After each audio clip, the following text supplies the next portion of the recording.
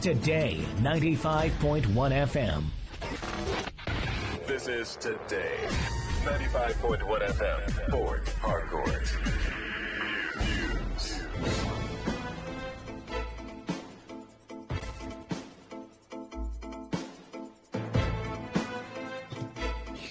Good evening. This is the World News. Today, 9th March, on your premium talk radio, Today 95.1 FM, Port Harcourt. I am Queen Chima. The headlines.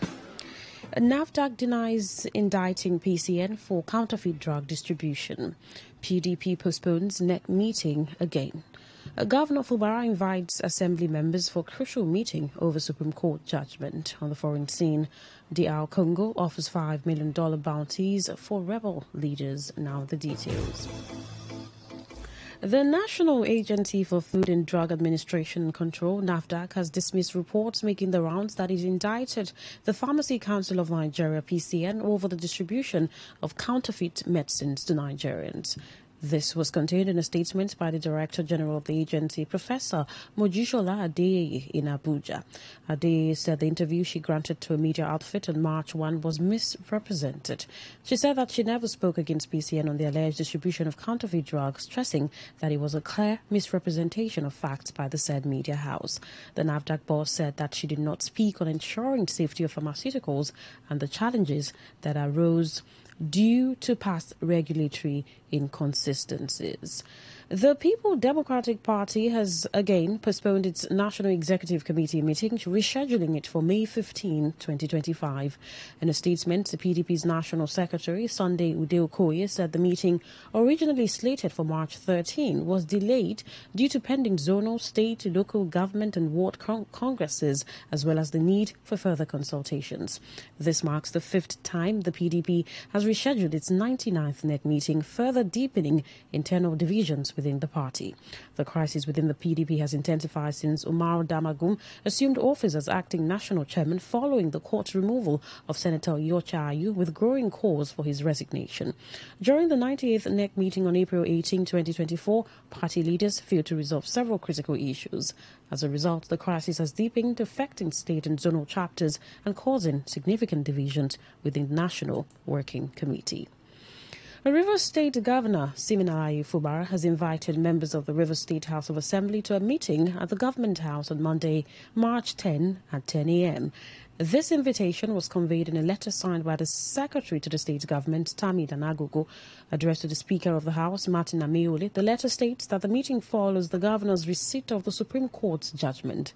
Governor Fubara emphasized that the meeting will focus on the provision of a suitable venue for the Assembly's sittings, settlement of all outstanding remuneration and allowances for honourable members, presentation of the budget and related matters, and any other necessary issues aimed at advancing the best interest of the state.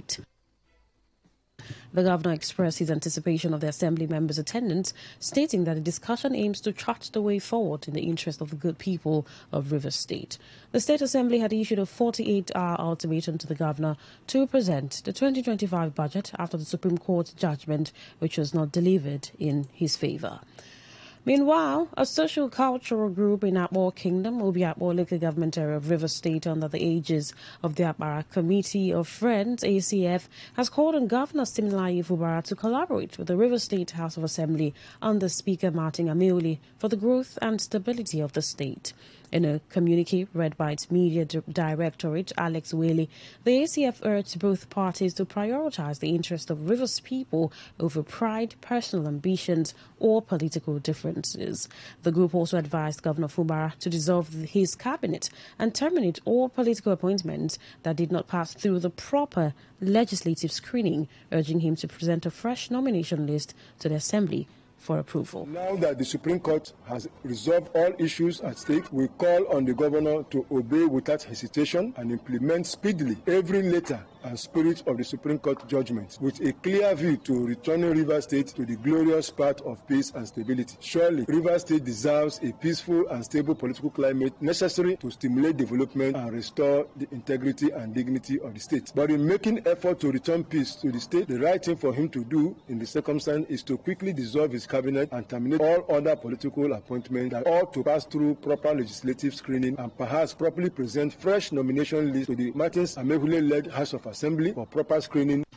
The ACF, through Wele, accused the chairman of the River State Independent Electoral Commission, RISEC, of playing politics, arguing that his recent announcement of a fresh local government election date demonstrated lawlessness. The group also demanded the immediate resignation of all RISEC commissioners and its chairman, claiming that they lack integrity and have exhibited insensitivity and recklessness in handling their duties, emphasizing that Rivers people deserve a free, credible and fair local government election. The governor should take further note that now that local government election conducted on 5th October 2024 collapsed via nullification by the Supreme Court, which has also affirmed Martin Samegulu as Speaker and the 27-member Assembly as the right House of Assembly, the Rivers State Local Government Law No. 5 of 2008, having been amended and passed into law in 2023, which extended the tenure of the existing local government chairmen and councillors to 6 months prior to the conduct of the now nullified 5th October 2024 local government election, should subsist and should be honored while the Rivers State Independent Electoral Commission make proper plans to conduct fresh local government elections anytime convenient, particularly as the Supreme Court has outlawed the management and administration of the local government through any form of caretaker committee or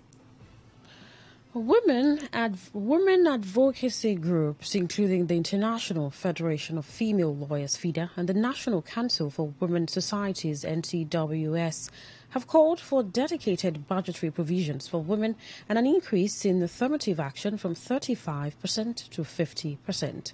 The call was made during the International Women's Day celebration in Moji Community, Obiakwa Government Area, with Her Majesty Tombari Leslie Eke, wife of the Monarch of Moji, in attendance. The women emphasized that greater female representation in politics and public offices would positively impact national development, as they also urged traditional rulers and their wives to promote women's active participation at the local level, stressing that such efforts would help bridge the gender gap across all sectors. What we want is 50-50.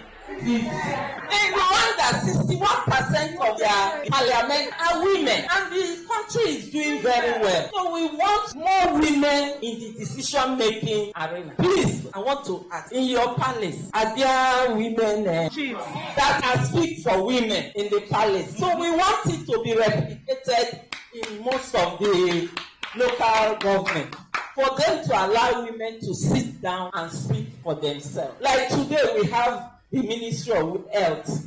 What's the woman who is there? Because she's a woman this time, she's doing a lot. Speaking at the event, Her Royal Majesty Tombari Leslie Eke encouraged women to prioritize their homes and families as a foundational step towards greater societal involvement. She also urged them to amplify their voices, challenge discriminatory laws. The theme acknowledges that despite progress made in advancing women's rights, the pace of change remains slow.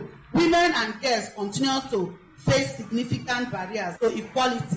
I repeat that knowingly. Persistent pay gaps and limited access to economic opportunities, underrepresentation in leadership positions and decision-making processes, increased vulnerability to gender-based violence and discrimination. In response to the women's appeals, His Majesty Leslie Eke, the Izoha Evo, the Third of Evo Kingdom, and Chairman of the Supreme Council of Ikore, recognized traditional rulers, stressed the importance of quality education for the girl child, noting that empowering young girls through education would make the fight for equal representation more achievable.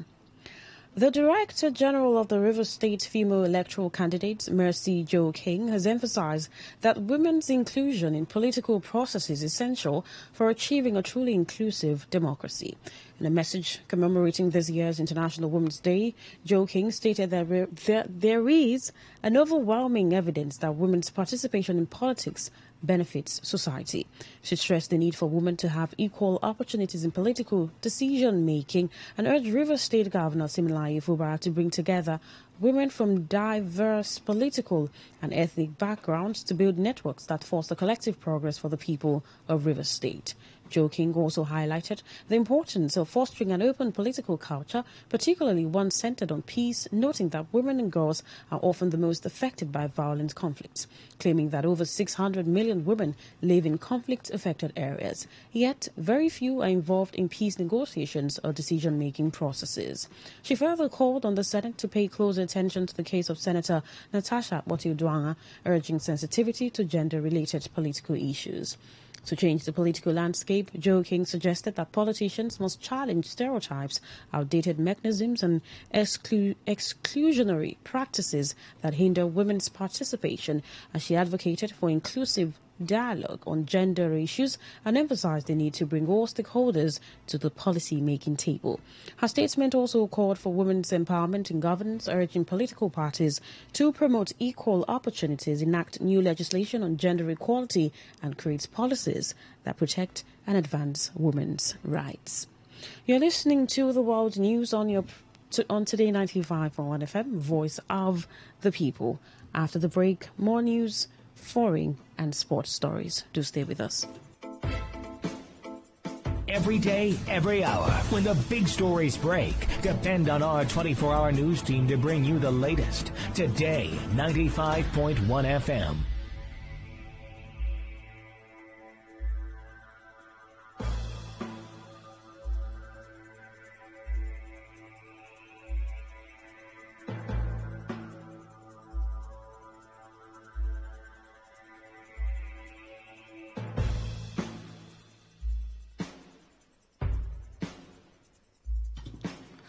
Thank you so much for staying with us. Now the rest of our stories.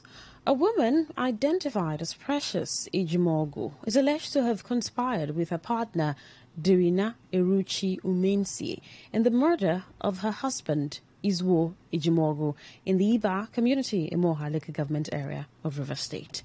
Today FM gathered that the incident reportedly began when Ejimogu visited the home of Eruchi Umensie to confront him over an ongoing affair with his wife. On one occasion, his wife supposedly visited Uruchi Umesie and used his mobile phone to contact her husband in an attempt to resolve a dispute. This act was said to have provoked Ejimogu, prompting him to storm the location to confront Uruchi Umesie. The confrontation escalated, leading Uruchi Umesie to allegedly attack Ejimogu with a machete, inflicting fatal injuries. Members of the local vigilante group in Iba traced the bloodstains from where the victim collapsed and alerted the Joint Task Force in Iba, which led to the suspect's arrest. Meanwhile, detectives from Umoji Police Station have visited the scene, recovered the body, and deposited it at the mortuary as investigations continue. A member of the Governing Council of Ignatius Ajuru University of Education, Professor Isaac Ogundu, is advocating for the adoption of modern technology, specifically the Global Positioning System, GPS, to tackle the growing issue of land grabbing in River State. Speaking in an exclusive chat with Today FM's Magnus Unguwa, Professor Ogundu explained that GPS technology is primarily designed to demarcate boundaries accurately, thereby reducing conflicts over land ownership. Professor Ogundu, who also serves as the head of Ndeli Campus, emphasized that if the system is widely adopted, landowners can be rest assured that their property rights are protected, noting that GPS mapping would help resolve long-standing land disputes that have remained in court for years. Government can use technology to solve the issue of land grabbing in River State, and that can be done by trying to show boundaries within the communities using GPS as available technology that can help in demarcating lands among the community and registering them in their names. Show who has what, where is their boundary. That can be done by the office of the Deputy Governor or the Surveyor General of the state and register the lands in their names so that when there are issues of litigations, we can go to the database and find out who the original owners of those lands are, and the issue can be easily resolved in the court. Addressing the functionality of the technology, Professor Gundu, a specialist in industrial technical education, highlighted that GPS provides highly accurate global navigation and surveying capabilities by receiving signals from satellites.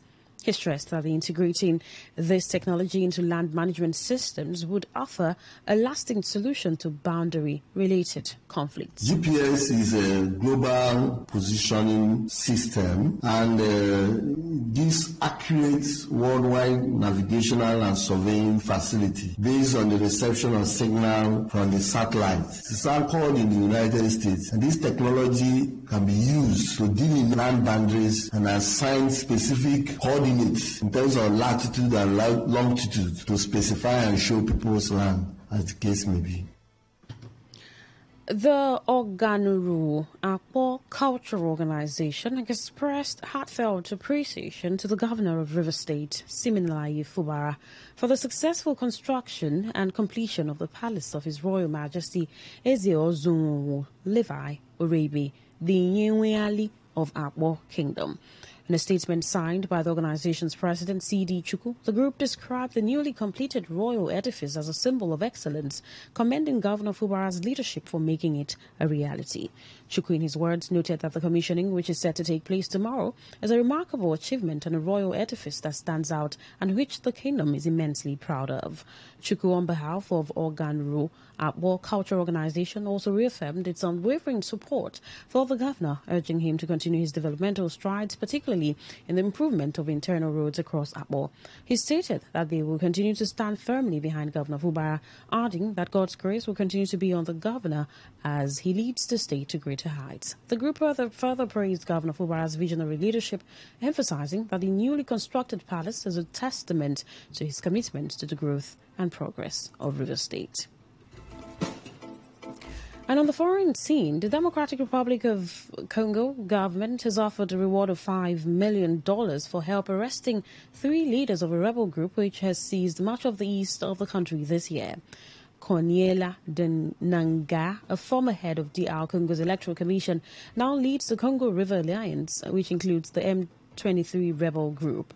He has addressed large rallies in the cities under the group's control.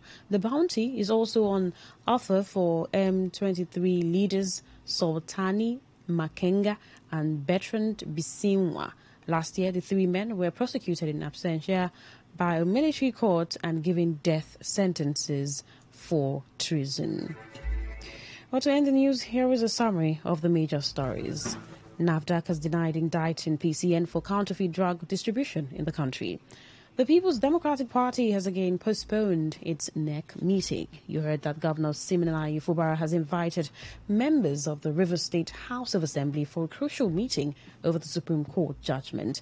And on the foreign scene, we told you that DR Congo has offered $5 million bounties for rebel leaders in the country. That was the news as edited by Funanya Ubemendekwe. For comments and inquiries, please call 0818-389-2850. Send your emails to news@todayfmlive.com. You can also read our stories on www.todayfmlive.com. My name is Queen Chima. Thank you so much for listening. Good evening.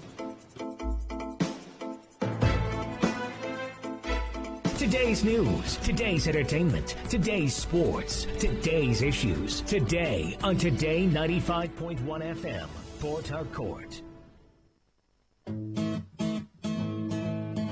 You may not realize it, but do you know you can always show your love for others with simple gestures? Here are some of them. Always look for the good in people. There are 2 sides to every story. We have our good and bad sides. So, look for the good in people. Focus on people's potential. Everyone has potential. So, rather than put them down, help them realize it. Choose to love. If you're given an option between giving love and receiving love, choose giving because that is a more practical choice. Treat everyone as equals. This means letting go of all the prejudice and partiality. See people for who they really are, not their jobs, not their apparels or bank accounts. If everyone does this, then the world would be a better place. Love yourself. You cannot give what you don't have. So, before you try to love other people, love yourself first. Forgive. We all make mistakes. So, whether it's a family or a stranger, the best way of showing love is forgiveness. Everyone deserves a second chance. Show compassion. Care for other people. Care for what they are going through. Do what you can to help. Give back to the community. Remember that a single drop of water can cause countless ripples. That donation, no matter how small, can inspire others to do the same. Smile, even to strangers. Remember that you're never fully dressed without a smile. So, do not underestimate the power of a smile. Not only does it lighten up your face, it will also brighten up another person's day. Be the spark of positivity you want to see. When you smile, the whole world smiles with you. This message is brought to you by Today95.1 FM, the voice of the people.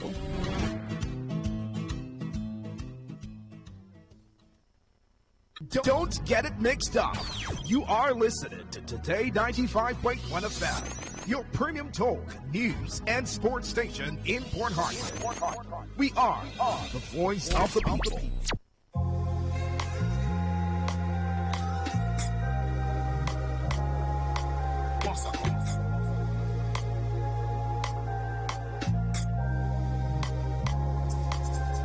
Heaven is red. Freedom from all of the words up in my head. Joy like a fountain, and boy, don't even fear. If I be dead, nobody cares. Falling, every move I'm falling. Do I know me? Do you notice? Heaven's calling, heaven's calling. Falling, every move I'm falling. Do I know me? Do you notice? Heaven's calling, heaven's calling. I'm on my way, I'm in a haste. Why do the demons not chase me? Why do my darkness embrace me? Why do they want to replace me? I'm pushing air, trapping the ground on my feet for the journey ahead. What is the meaning of freedom? I want to be free, but now when I'm dead. Oh no, I ain't got a bulletproof. I'm running from my doom. The air is burning too. My eyes are open wide. I see the heavens now. Oh my dear, why? Heaven is red. Freedom from all of the words up in my head. Joy like a fountain, and boy, don't even fear. If I be dead, nobody cares. Falling, every move I'm falling. Do I know me? Do you notice? Heaven's calling, heaven's calling. Falling, every move I'm falling. Do I know me? Do you notice? Heaven's calling, heaven's calling.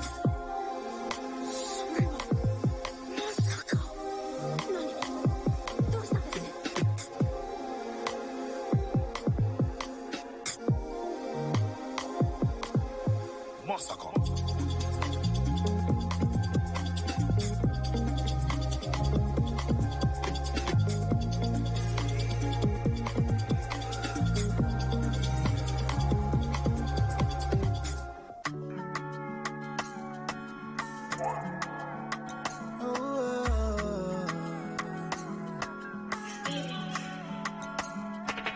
Give me pretty flower, I just got another phase. The song is so amazing, I'm just dancing to the bass. Never could imagine what this love will ever bring. I stepped into another league. Play me the song. Standing right here, I can see my home. I feel the peace. It's spreading so fast and it's deep in my bones. Take me, my baby, I'm left with memories. I feel so empty when I'm not with you. Take me, my baby, I'm left with memories. I feel so empty.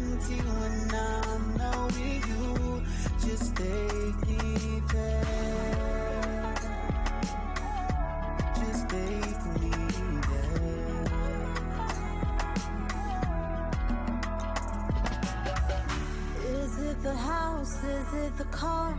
I'll give it up for you. Is it musings of my heart? I'll sing it all to you. I'll give you peace, I'll give you love. Just hold on to me, love. Take me away and play me a song. Standing right here, I can see my home. I feel the peace. It's spreading so fast and it's deep in my bones. Take me, my baby. I'm left with memories. I feel so empty when I'm not with you. Take me, my baby. I'm left with memories. I feel so empty when I'm not with you. Please take me there.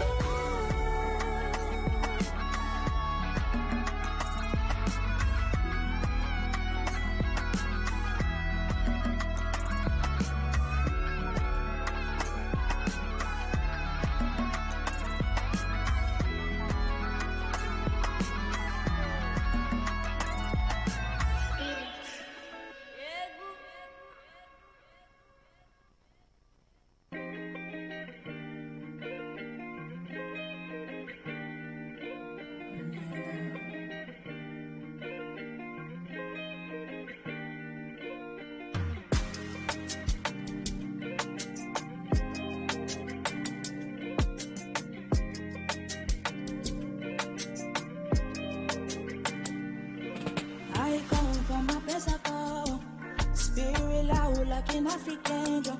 The devil was so I know she don't have on. How do I forward? I was gently falling down. So me I ask God, why me? Why happiness flow from me?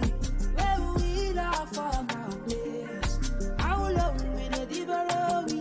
He said no more, child, no more.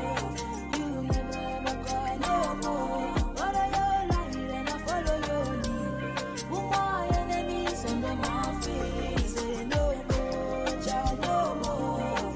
You never ever cry no more. But I light and I follow your lead. Who my enemies and them my feet? He's standing on the open scars. I thank the Lord for all his blessings flowing in my life. I fear no man, I know Jehovah working over time. I want the answer by me, show them I be happy. Give me my love, I want to risk it all. Give me my peace, I need to fade up. Give me the things I believe in. You say that you see me. Where will I hear no more? He say no more, child, no more. You will never ever cry no more. But I light and I follow your lead. Who my enemies and them my feet. Talk radio. I listen to a lot of talk radio. 95.1 FM.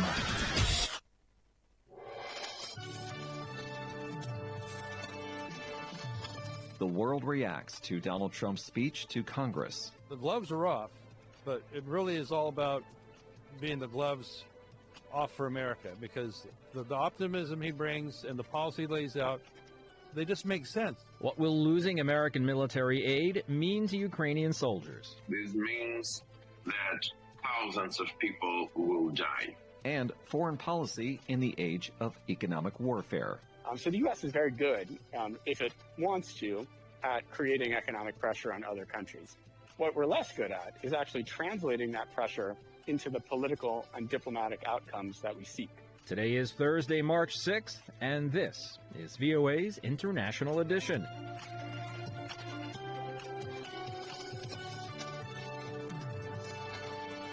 Hello, I'm Steve Karish. And I'm Alexis Strope. Tuesday night in Washington, President Donald Trump addressed Congress for the first time in his second term. The speech was long and wide-ranging, touching on government spending, immigration, tariffs, social issues, and more. Just as in his inaugural address, Trump said he would secure the borders and shrink the size and scope of the federal government he now leads. However, many of the facts the president cited to back up his assertions have been proven false or misleading by fact-checkers. VOA's congressional correspondent Catherine Gibson has more. In his first address to Congress in his second term, President Donald Trump gave U.S. lawmakers a blueprint for the years ahead. Republican lawmakers praised that vision. Republican Representative Monica De La Cruz. He's going to keep securing the border. He's going to make America prosperous again, secure again, and give us back the American dream that we lost under the Biden administration. And said they appreciated Trump's fighting spirit. Republican Representative Doug LaMalfa. The gloves are off, but it really is all about being the gloves off for America, because the optimism he brings and the policy he lays out, they just make sense. Some lawmakers said Trump did not address Americans' economic concerns. Senate Minority Leader Chuck Schumer. One thing Donald Trump did not mention last night was a real serious plan to bring down costs, the number one thing Americans wanted to hear most. Instead, Donald Trump doubled down on his plans to send costs skyrocketing by starting a trade war with Canada and Mexico. One Republican in the House of Representatives told VOA that tariffs will restore America's economic strength. Republican Representative Mike Collins. You'll bring American ingenuity, you'll bring those companies back to our shores, and you'll make the products cheaper because you'll be right here in the United States. Republicans also told VOA their voters want Congress to renew the 2017 tax cuts. Again, Representative De La Cruz. They're concerned about the Trump tax cuts going away. And so this will affect not only small business owners, which are largely Hispanic in my district, but it'll affect the everyday average American family. Their taxes are going to increase by over $1,200. And that is enough for 6 weeks of groceries for the average American family. Hakeem Jeffries, the top House Democrat, criticized the budget cuts Republicans may need to pass those tax cuts. Republicans aren't trying to bring the country together. They are tearing us apart. Republicans aren't trying to move America forward. They want to turn back the clock. U.S. lawmakers are also closely monitoring the status of the U.S.-Ukraine relationship. Republicans said a letter from Ukrainian President Volodymyr Zelensky offering to reopen negotiations with the U.S. was the result of Trump's tough stance. Representative Ryan Zinke. Obviously, the letter, he had rethought it and said, you know what, maybe President Trump is the most important and the most powerful man in the world, and I'm not. And maybe we can't win a war without the United States. But one House Democrat told VOA he is concerned about the state of the relationship. Representative Adam Gray. I think we need to support Ukraine. They're a critical ally. We made commitments to Ukraine that we need to keep, and I believe in honoring America's word. U.S. lawmakers' attention now turns to funding the U.S. government past a March 14th deadline. Catherine Gibson, VOA News, Washington. Shifting now to Europe. President Trump's push for an end to the war in Ukraine, his cutoff of military aid to Kyiv, and his heated encounter last week with Ukrainian leader Volodymyr Zelensky have all been watched carefully in Russia. Trump's actions have also exposed a widening rift between Moscow and Europe as the Kremlin blasts the EU's efforts to help Ukraine continue the war. Elizabeth Chernoff narrates this report. After years of clashing with Washington over its military support for Kyiv, many in Moscow are watching with undisguised glee the rift between the U.S. and Ukraine, highlighted by last week's angry encounter in the Oval Office between Trump and Zelensky. The Russian media called the meeting in Washington a disaster and a humiliation for the Ukrainian president. The Kremlin says it is ready for peace and accuses Ukraine and European nations of working to prolong the war. Russian Foreign Minister Sergei Lavrov blasted the proposal to put European peacekeepers on Ukrainian soil. Trump understands everything. He said that it is too early to talk about the settlement. You can discuss this issue, but you will need the consent of the parties. He is behaving correctly, and these people, just like their peacekeepers plan in Ukraine, are a continuation of the Kyiv regime's incitement to war against us. Some see the peace proposed by the Kremlin as Russia's victory and Ukraine's capitulation. Moscow wants peace on Moscow's terms.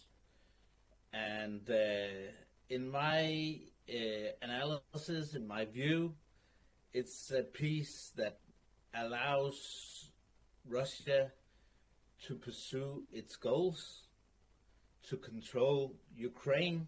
So this is a Russian version of peace that I'm afraid is not able to reconcile with Ukraine that wants independence and Europe that thinks that states should be able to choose their own destiny. Others doubt that Russian President Vladimir Putin really wants to seek peace. Putin really hasn't given much of an indication that he, is desperate to end the war. With Russian troops slowly, advancing in the east, Putin probably feels that, he's better able to, sustain a long war of attrition, more so than, Ukraine. Muscovites who agreed to talk to us said they are willing to continue the war if Zelensky does not choose diplomacy. If negotiations are to be held, it should only be on the basis of establishing Russian victory, because we have to look at the reality on the ground. We are winning. In my opinion, the way out now is for our army to move forward.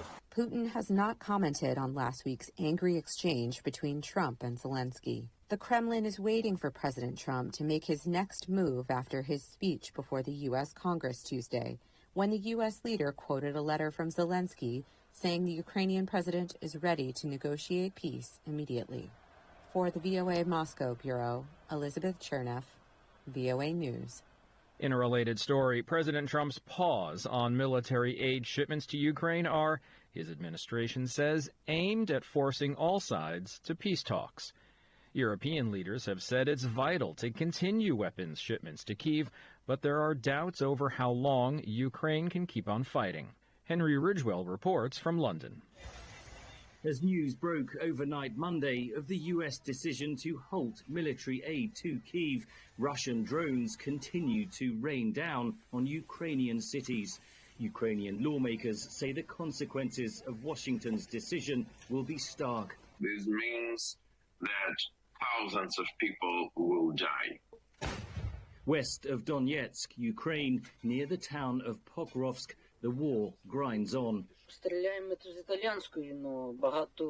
We fire an Italian howitzer, but we get a lot of ammunition, including 105mm caliber, from the U.S. It is NATO standard, which is used in both Europe and the U.S.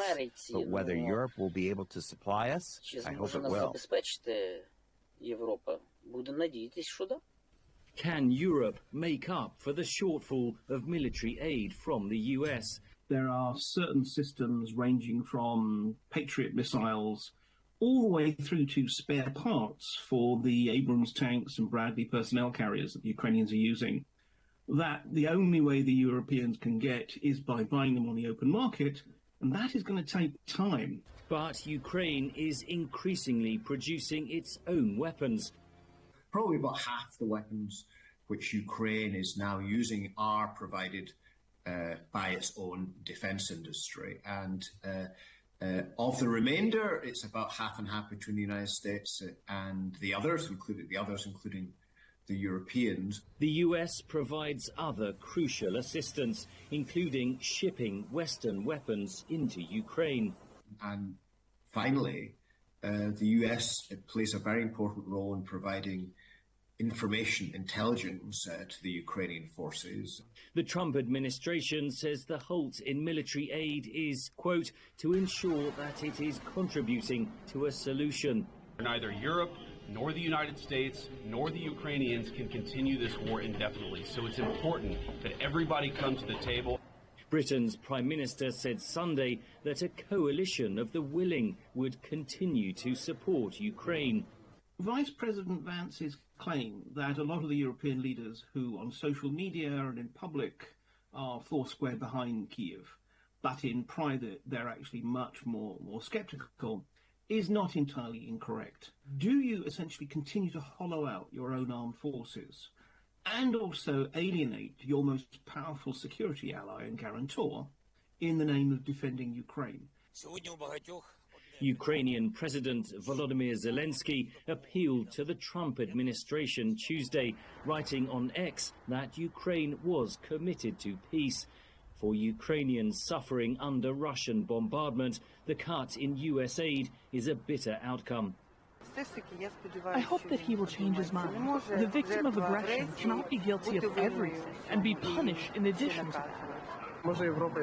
Maybe Europe can help somehow. The hope is only on Europe now, no one else.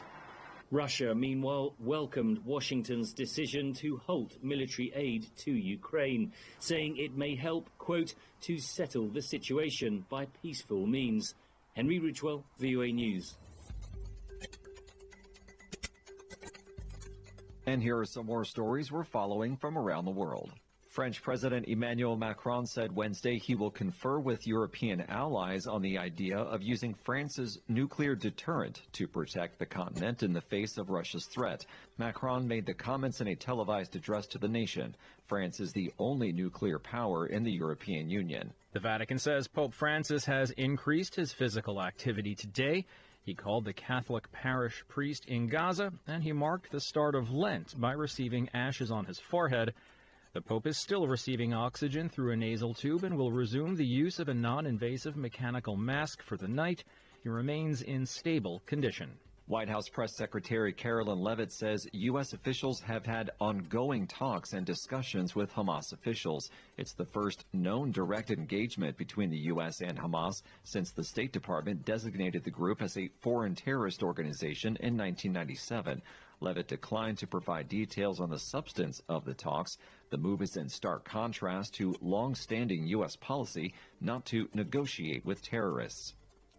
VOA's International Edition continues. I'm Alexis Strope. And I'm Steve Karish. Taking a look now at American domestic politics. Some see the beginning of a trade war as President Trump has imposed tariffs on Canada and Mexico and some additional tariffs on China. To see how this affects some small businesses, VOA's senior Washington correspondent, Carolyn Presutti, visited a family whiskey business in the Blue Ridge Mountains of Northern Virginia. It's mashing day at Catoctin Creek Distilling Company. The bubbling rye lends an aroma of baked bread. Rye was the original. It was really where it started. Becky and Scott Harris distill rye whiskey. Rye spirits were aged in Virginia more than 100 years before the country's first tariffs.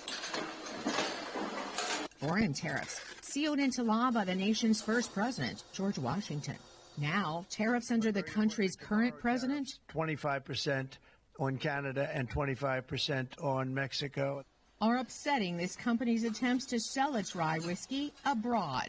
This makes exports a much harder lift, right? Because anybody buying my products then has to pay that tariff. And that's something that they won't do. So not only is distribution in Mexico and Canada impacted, but also raw materials, like these glass bottles, even though they're made in America. Big producers typically buy Mexican and Chinese glass, but after the U.S. presidential election, they switched to the American company. We may actually run out of American glass in the next 2 months and have to order some imported glass at a higher price in order to keep product flowing. The Harris's planned expansion to Mexico and Canada is crushed, with Canadian shop owners now removing their rye whiskey and other American-made liquor from store shelves. We were in process of getting an order from France, and the French distributor told us that no, it's just not a good time now for American products to go over there. President Donald Trump says imposing tariffs will motivate world leaders to stop the flow of illegal immigrants and drugs. But we need Mexico and Canada to do much more than they've done, and they have to stop the fentanyl and drugs pouring into the USA. They're going to stop it. The president's supporters understand tariffs. But the tariffs, I think, are necessary for leverage, okay? And to make things fair when it comes to us purchasing things from other countries purchasing things from us. The stock market disagreed, tumbling 2 straight days on Wall Street. Desmond Lachman is with the American Enterprise Institute, a conservative group. The hope has to be that the stock market's decline will cause the administration to dial back on this trade policy, because a trade war is really a lose-lose proposition. But until then, Lachman says the cycle of tariffs and retaliatory tariffs will continue over and over again. Carolyn Presutti, VOA News, Purcellville, Virginia. Looking now at halted USAID payments, on Wednesday, the U.S. Supreme Court said the Trump administration is not allowed to withhold payment to foreign aid organizations for work they already performed. Reuters' Zachary Goldman has this report. A divided U.S. Supreme Court ruled against the administration of U.S. President Donald Trump on Wednesday, upholding a lower court's decision that the government cannot withhold payment to foreign aid organizations for work they've already performed. The legal setback comes as the Republican president moves to pull the plug on American humanitarian projects around the world. Pursuing what he has called a, quote, America First agenda, Trump ordered a 90-day pause on all foreign aid in his first day back in office. That order and ensuing stop work orders halting U.S. Agency for International Development operations around the world have jeopardized delivery of life-saving food and medical aid, throwing global humanitarian relief efforts into chaos. Aid organizations accused Trump in lawsuits of exceeding his authority under federal law by stepping into an area that's a matter for Congress. Here's New York University law professor Peter Shane.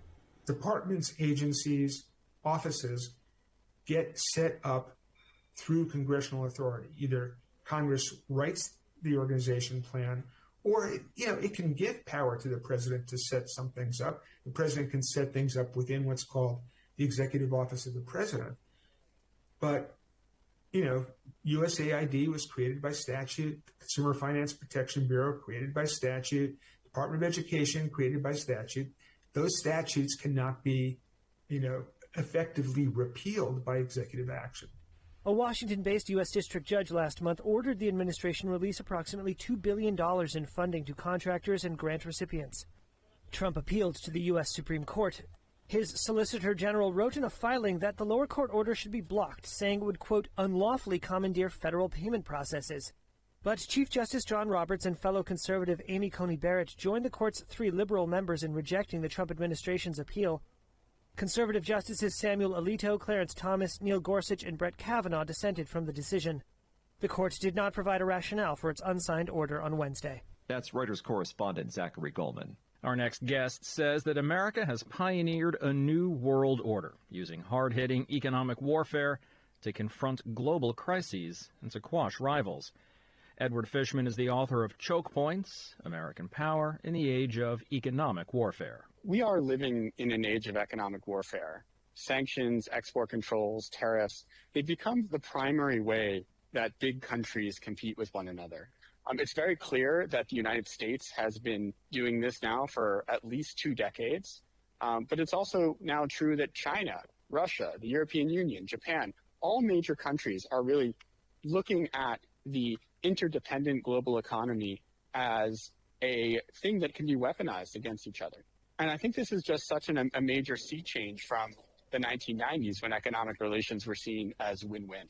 Well, isn't the idea of economic warfare older than that? I mean, there have been sieges, there's been blockades and barricades for, as long as there's been armies and people, right? That's a great question and very true. You know, economic warfare is as old as history. I think the thing that has changed is the ease at which governments can employ these economic weapons and also the impact. And I'll give you an example here. So if you go to the 1990s, kind of the canonical example of sanctions in the 1990s was the United Nations embargo against Iraq. And that embargo, as recently as the 90s, economic warfare was really just an offshoot of military force, right? You needed the Pentagon basically to pull it off. In the wake of hyperglobalization in the 90s, with the interdependent supply chains and financial markets that were created, it gave the United States the power to weaponize these choke points in the global economy, like the US dollar financial system, like semiconductor supply chains, so that today, the director of the Office of Foreign Assets Control, an agency within the Treasury Department, can sign a document in her office and impose sanctions that are an order of magnitude more aggressive even than that long UN embargo of Iraq in the 1990s. So now we know what's happening. How is it working? Are our adversaries feeling the pain of this economic war? Are there unintended consequences? What's happening in other countries? So what is very clear is that the United States is very effective at creating economic damage in foreign countries, right? I mean, the United States is the most powerful economy and critically controls the most important choke points. And the most important of all is the dollar. So the U.S. is very good, if it wants to, at creating economic pressure on other countries. What we're less good at is actually translating that pressure into the political and diplomatic outcomes that we seek. And what I'd say, though, is that this is no different from military force, right? The U.S. is the most powerful military in the world and has been very effective at doing things like overthrowing governments in Iraq and Afghanistan, but less good at actually getting long-term political solutions to problems. And so I think economic warfare has some of the same pathologies as military force. The issue of the day, I don't need to tell you, is tariffs. Now, you've been talking about tariffs as one of the weapons in America's quiver to inflict pain on other countries. A lot of analysts are saying that the tariffs Donald Trump is imposing will hurt Americans as well. That's true. I think they will, especially because what Trump is doing is he's deploying tariffs not against just our adversaries like, China, but also against our allies, Canada and Mexico, America's two largest trading partners. So I think it's very difficult for the United States to be waging economic warfare against so many countries at once without the American people really suffering. And so I think that is what's novel about Trump. It's not that he's using these weapons. Joe Biden used them, Barack Obama used them. It's that he's deploying them against friends and foes alike, and basically every country is potentially in the firing line. And I'm afraid we'll have to leave it there for today. Edward Fishman is the author of Choke Points, American Power in the Age of Economic Warfare. He also teaches at Columbia University. Professor Fishman, thanks for your time. Thanks for your analysis tonight. My pleasure. Thank you for having me on the program. That'll wrap it up for today. This has been International Edition on the Voice of America. On behalf of everyone here at VOA, thank you for joining us. For pictures, stories, videos, and more, follow VOA News on your favorite social media platform and online at voanews.com. In Washington, I'm Alexis Strobe. And I'm Steve Karish. Thanks for listening.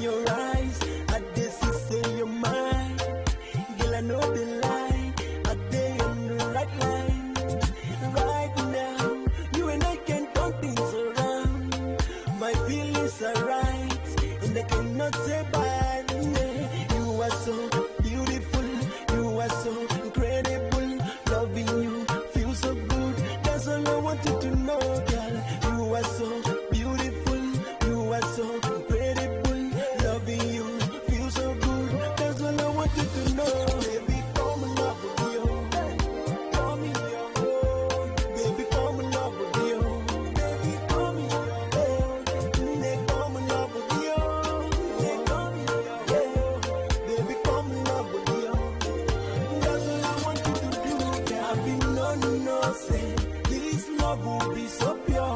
And now you did my side. My heart, he don't cure. Yes, I know. Truly, he don't cure. 2 sons and a daughter. With God, that's for sure. You are so beautiful. You are so incredible. Loving you feels so good. That's all I wanted to know, girl. You are so beautiful. You are so incredible. Loving you feels so good. That's all I wanted to know. Baby, come in love with you. Baby, come in your own. Baby, come in love with you. Baby, come in your own. They come in love with you. Yeah. Baby, come in love with you. That's all I want you to do. Baby, come in love with you. Baby, come in love with you. I said, come in your own. They come in love with you. Yeah. Baby, come in love with you. That's all I want you to do, girl.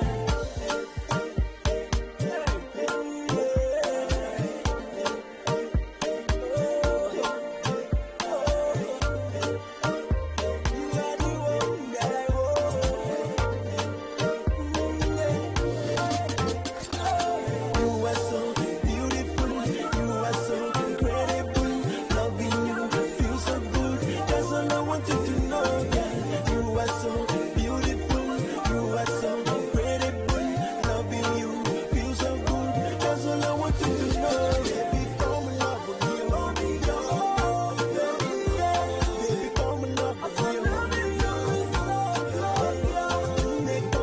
with you.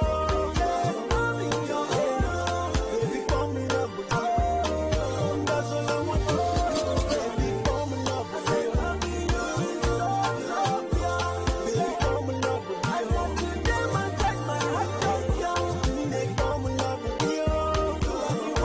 you. Baby, come in love with you. That's all I want you to do.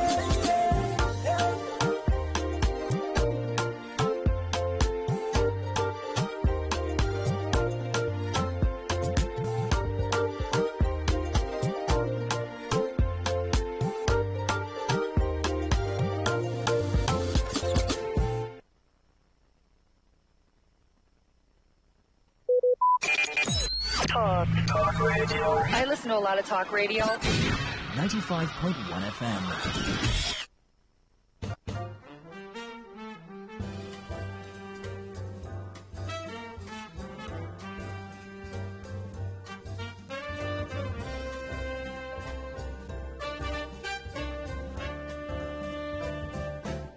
Hello again, and welcome to this week's edition of Jazz from the Heart of America here on VOA. I'm your host, Dan Bender, coming to you from Chicago and inviting you to listen along with me as we explore the sound of this great American art form together. And as usual, we're going to delve into a bit of the music's past and present during the show, but we're going to delve in particular into music from and inspired by the late Roberta Flack, who died back in February at the age of 88. We'll get to that a little bit later on in the show. And we'll also remember saxophonist Bunky Green, who recently passed away at the age of 89, longtime jazz saxophonist, performer, and educator. Let's open, though, with a couple of new releases from some of the young guns that are out there making this music with great new takes on classic old standards. Here's saxophonist Sarah Hanahan, and it's her take on Hoagy Carmichael's classic Stardust.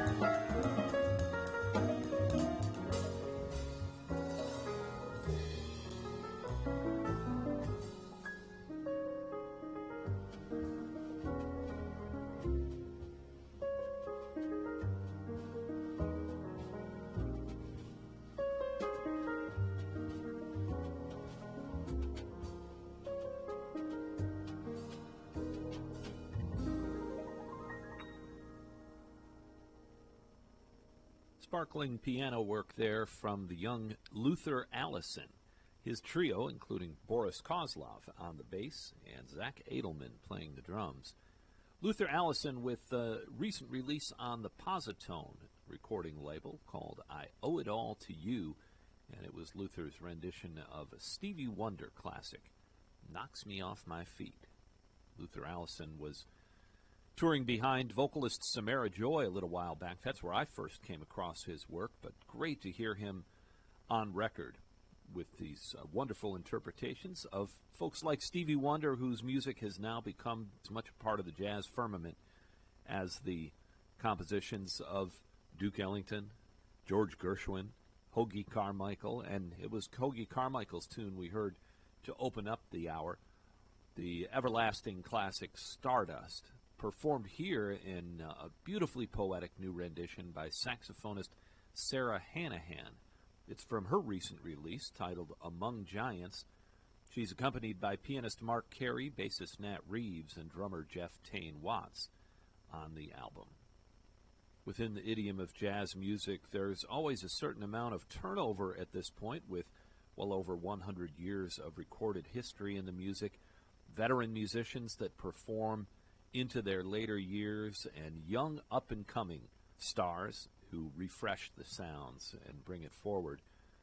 But one artist I wanted to make sure was not forgotten is the saxophonist Bunky Green, alto saxophonist who came up in Milwaukee, Wisconsin, eventually made his mark in the city of Chicago for many years, both as a recording artist for the Chess recording label and also as an educator for many years at Chicago State University. He later moved to Florida, and it was in his home in Florida that he passed away recently at the age of 89. Thought we'd play this one for you from Bunky Green. This is from a 1979 recording called Places We've Never Been. Albert Daly provides the introduction on piano.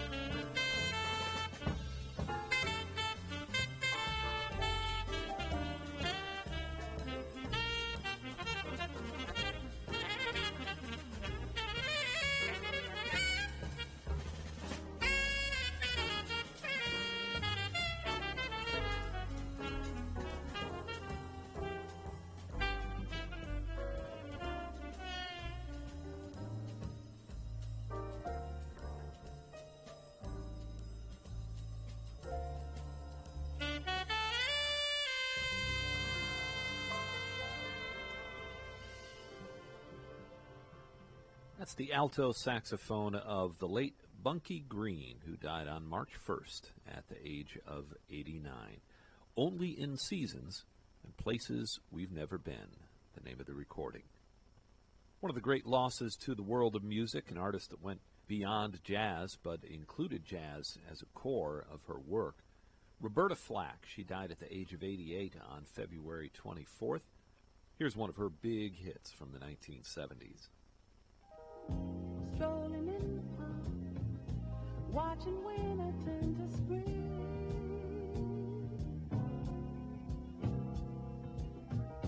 Walking in the dark, seeing lovers do their thing. Ooh, that's the time, like making love to you. That's the time, I feel like making dreams come true. Oh baby, when you talk to me, when you're moaning sweet and low,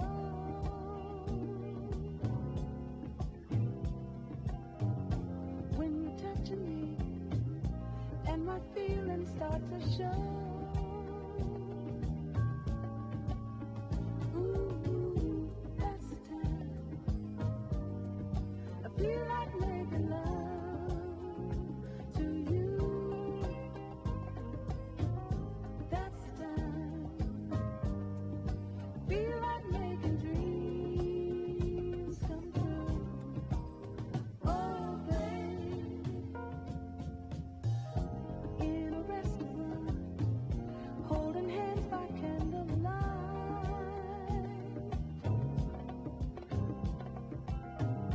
while I'm touching you, wanting you with all my might. Ooh, that's the time, I feel like making love to you.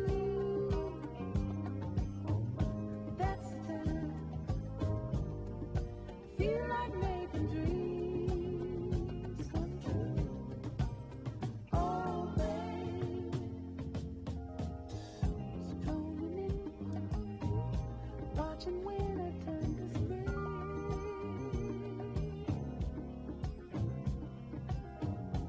Walking in the dark, seeing lovers do their thing.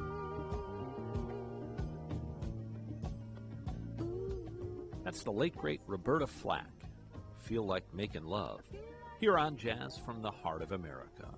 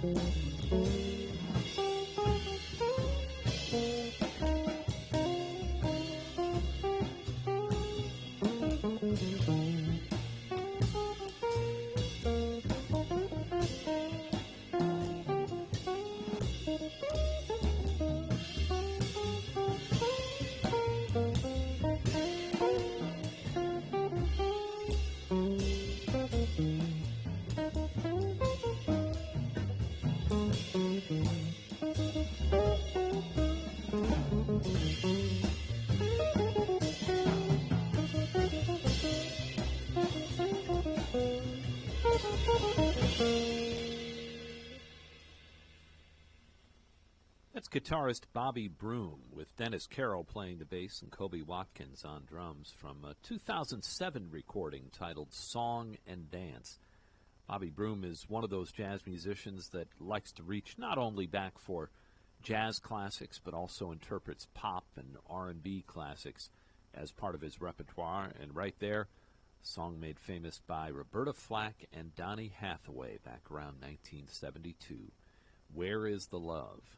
As we continue to remember the late Roberta Flack, she's one of those artists whose work had an impact on so many people beyond just being hit songs.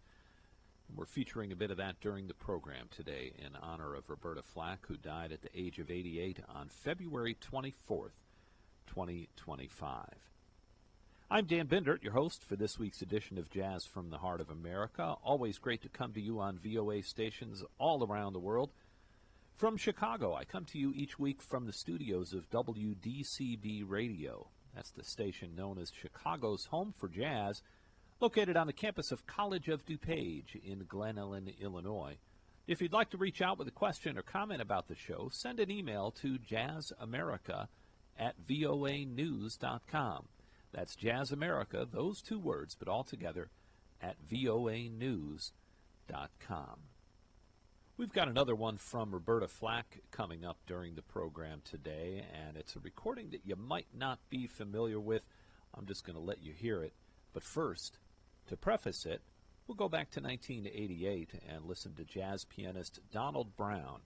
It's his interpretation of another one of those songs that Roberta Flack made into a big, big hit.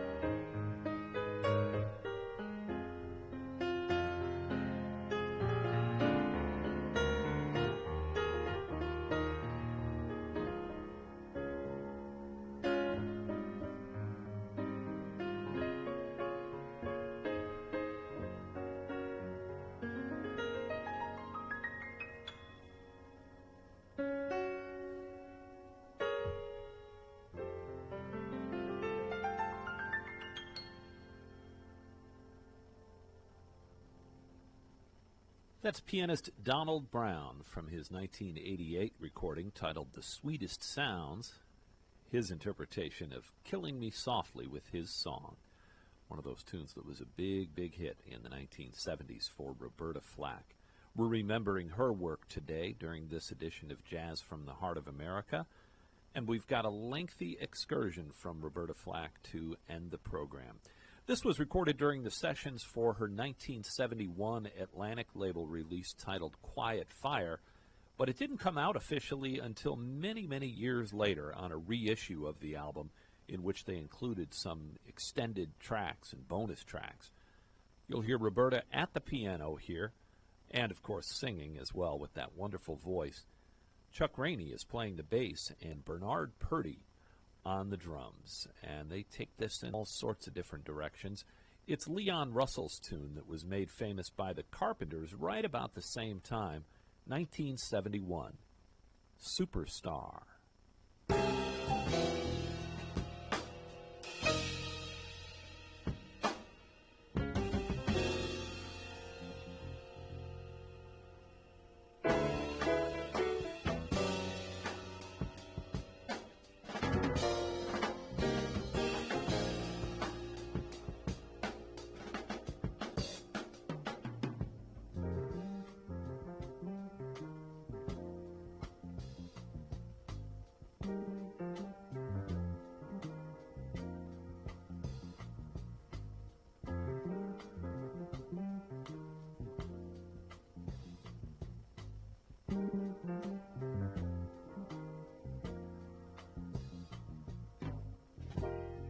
Long ago and so far away, I fell in love with you before the second show.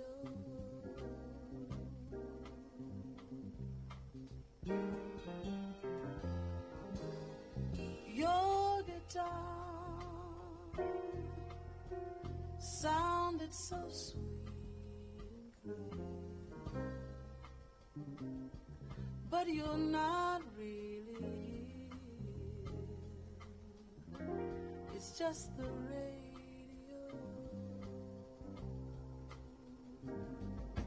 Don't you remember you told me you loved me, baby? Said you'll be coming back this way again, baby. Baby, baby, baby, baby, oh baby, I love you, I really do.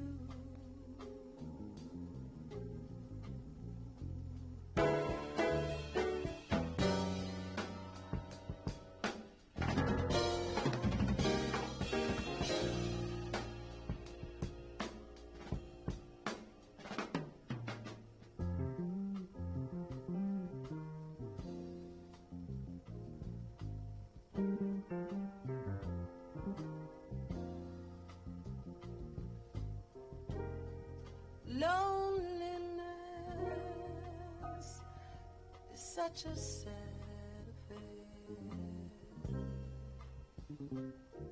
and I can hardly wait to sleep with you again. What can I say to make you come back and play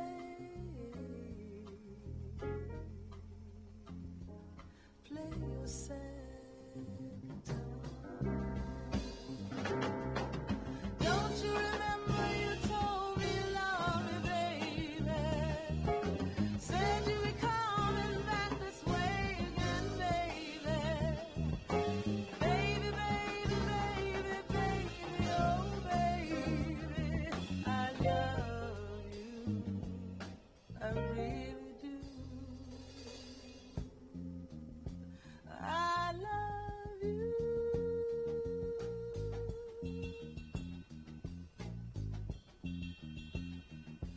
I love you, baby.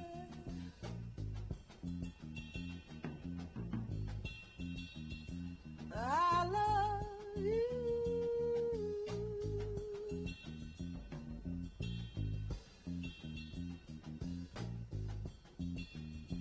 Oh, love you, baby.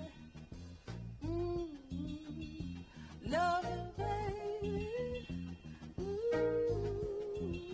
Oh, I need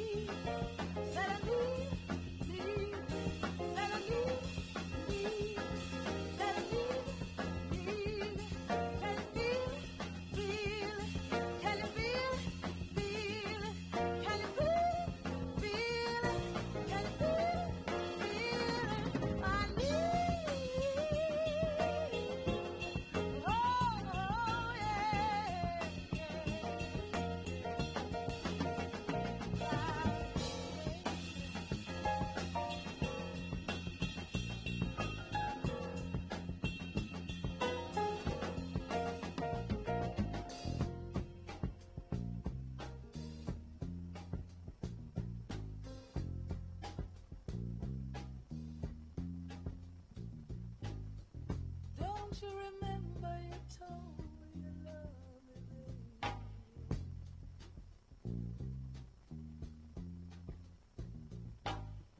Said you'd be coming back this way again, baby. Ooh, baby, baby,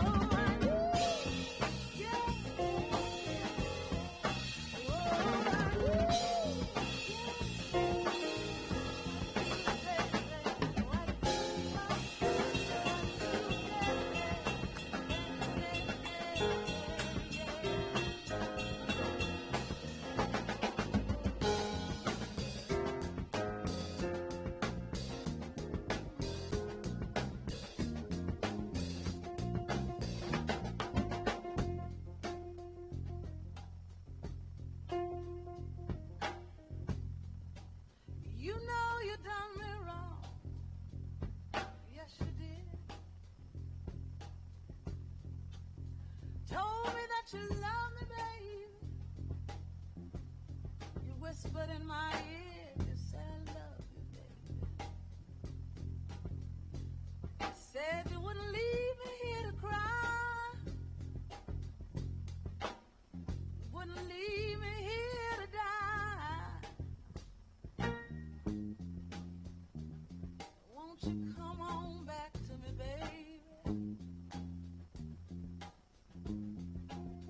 Come on back.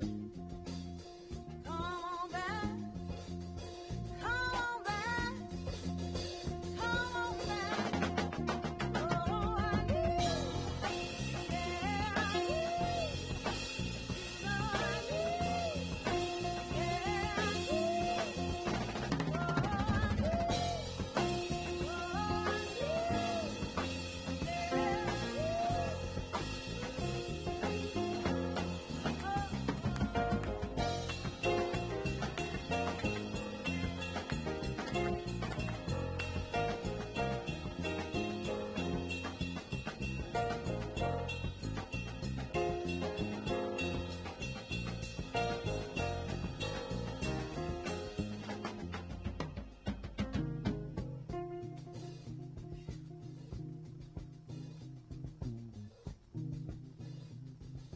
Keep the tape rolling, honey.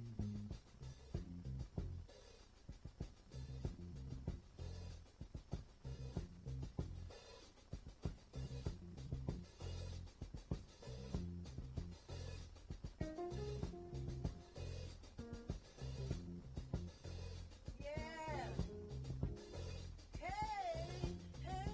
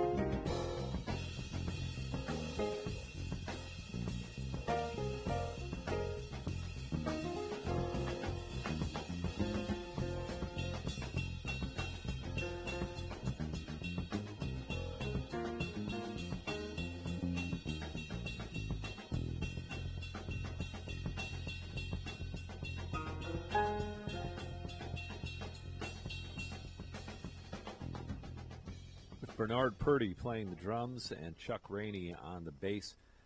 The late, great Roberta Flack at the piano and using her voice as well, really stretching out there on her rendition of Superstar. That one recorded for the sessions that produced the Atlantic Records album Quiet Fire and released many years later on a 50th anniversary edition of the record. But we've been remembering Roberta Flack during this week's edition of Jazz from the Heart of America. Roberta Flack died at the age of 88 on February 24th. And that closes it out for this edition of Jazz from the Heart of America here on VOA.